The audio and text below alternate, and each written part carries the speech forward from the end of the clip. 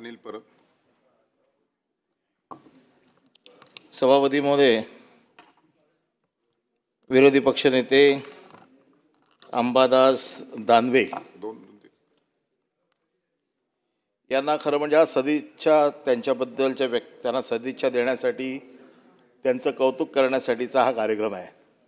जरी या कार्यक्रमाचं नाव निरोप समारंभ असला तरी देखील अशा पद्धतीने कोणाला निरोप देता येत नाही. मगासपासून जे सांगितलं जातं ह्या टर्मचं त्यांचा हा शेवटचा अधिवेशन आहे, कार्यकाल संपतोय. परंतु आज आपण सगळे त्यांना पुढच्या कारकिर्दीसाठी शुभेच्छा देण्यासाठी ते जमलेलो आहोत.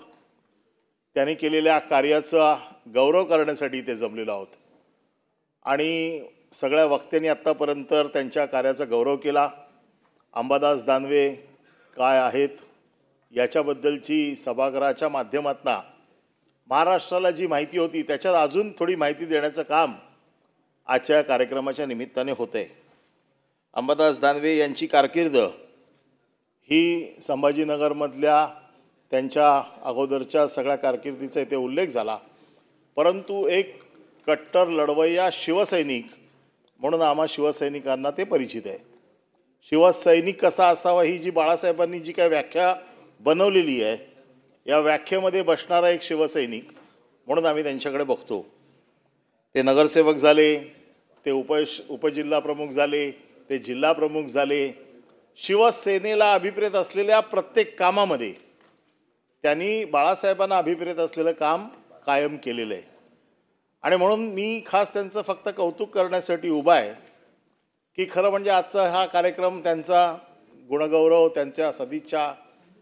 परंतु हे काय आज राजकीय व्यासपीठ नाही आहे की इकडनं राजकीय टीकाटिप्पणी व्हावी.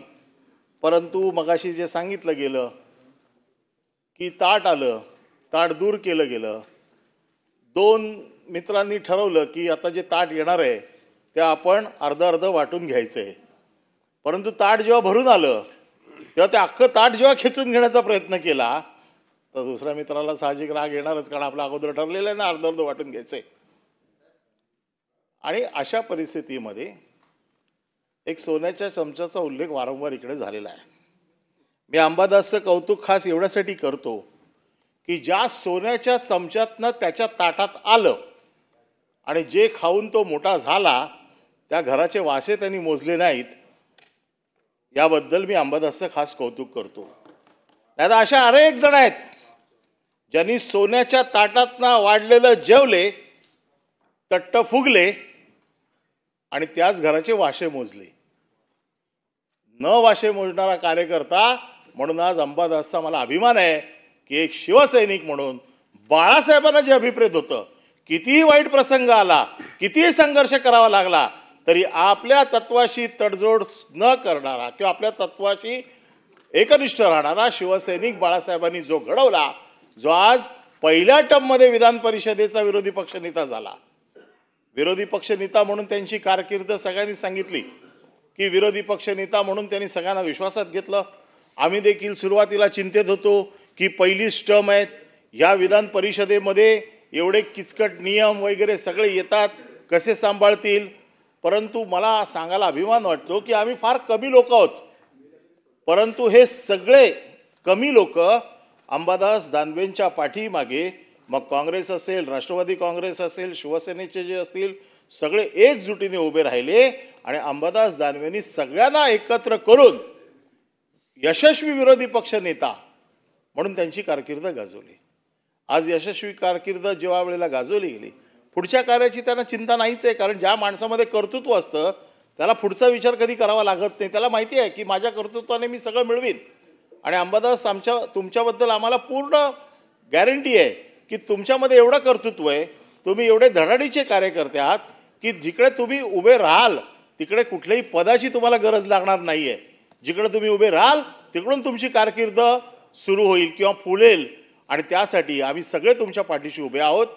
मी फक्त एवढंच तुम्हाला सदिच्छा देतो की तुम्ही आम्हाला सर्व सभासदांना जे गेल्या 3 वर्षात सांभाळून घेतलं त्याबद्दल आम्ही सगळे सदस्य या विधान परिषदेचे आपले आभारी आहोत की आपण एक विरोधी पक्षनेता म्हणून आम्हा सगळ्यांवरती एवढं प्रेम केलं आणि सगळ्यांना जी समान संधी दिलीत, ज्या वेळेला आम्ही वेलमध्ये उतरायचो त्यावेळेला आपण पाठीमागून सांगायचा जास्त पुढे जाऊ नका, सस्पेंड व्हाल. म्हणजे आमची तुम्ही जी काळजी घेतली त्याबद्दल तुमचे खरोखर मनापासून धन्यवाद मानतो आणि असंच तुमचं प्रेम नेतृत्व आम्हाला सतत लाभो अशी प्रार्थना करून मी आपल्याला शुभेच्छा देतो. माननीय मंत्री महोदय आशिष शेलार, थोडक्यात घ्या आता जरा. प्रवीण, ओ प्रवीण.